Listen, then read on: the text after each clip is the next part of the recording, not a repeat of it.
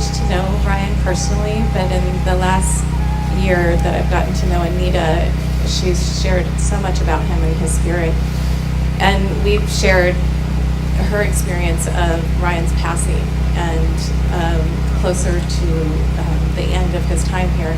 And it was very similar for me with my father, and we've shared a lot of those experiences. And for me, it was bittersweet, and there was so much sweetness in those last days. And I'm wondering if you can talk a little bit about that transition for us and how we can, I don't want to say do it better, but how we can experience it with a new perspective, because it's something that really shifted how I see it and experience it. Your own or somebody else's?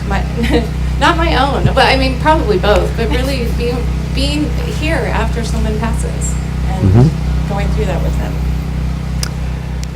I want you to listen to this carefully because this could be easily misunderstood. Because when someone loses someone who's dear to them, it's like a piece of their life has been taken away, and it goes through various processes of grief, loss, cherishing many things that they were, variety of things. Not all of it can be articulated. But at the same time, we are not the first people to be born on this planet, nor are we going to be the first to die on this planet. In our lives, whether we are going to get educated or not, we don't know when we are born. Whether we are going to get married or not, we do not know. Whether we are going to bear children or not, we do not know. Whether we are going to do this, that and so many things in the world or not, we do not know. But we know one thing, that we are going to die. Yes or no? Yes. That's one certainty, isn't it? Though it is such an obvious thing, we are not able to come to terms with it.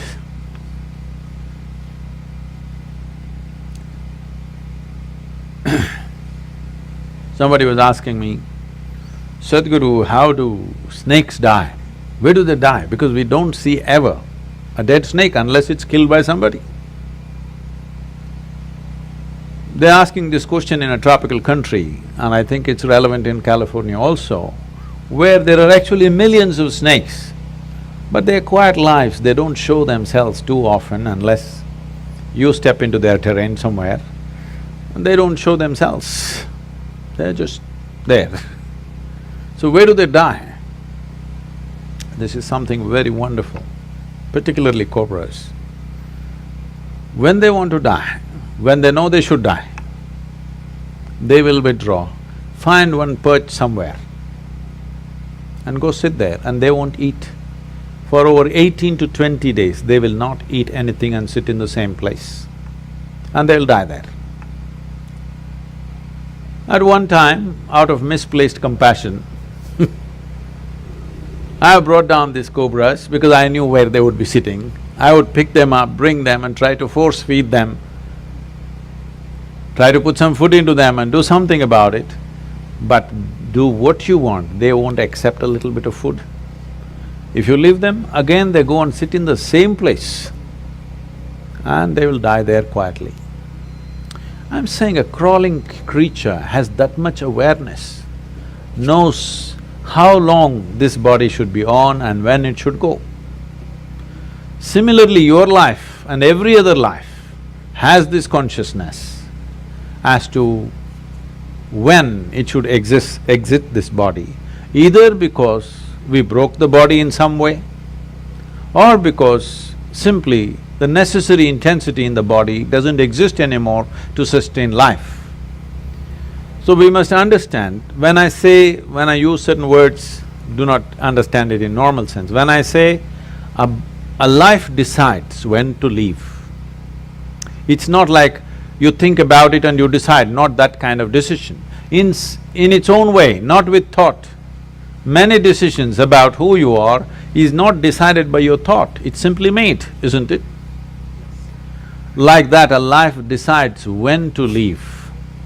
As long as it's here, we will do everything to preserve it and to hold it and keep it with us because we cherish and value that life.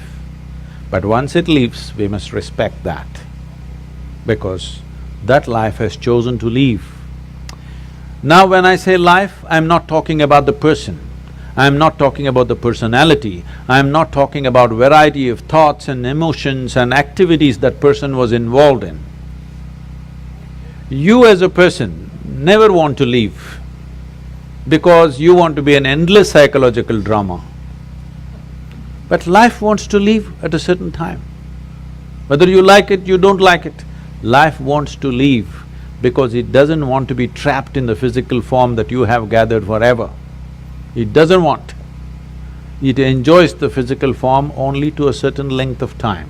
After that, even if everything is well, many lives leave. You will see this particularly in India. Yogis will decide when to leave. When they're very healthy and well, they sit down and they leave. Other people think, why he was healthy, why should he leave? So you want to get sick and die? Do you want to suffer in the hospital for 3 years and then only leave? Is that the only way to go? No. Please listen to this carefully because this is a situation. I'm not trying to trample on anything, but I want you to listen to this carefully.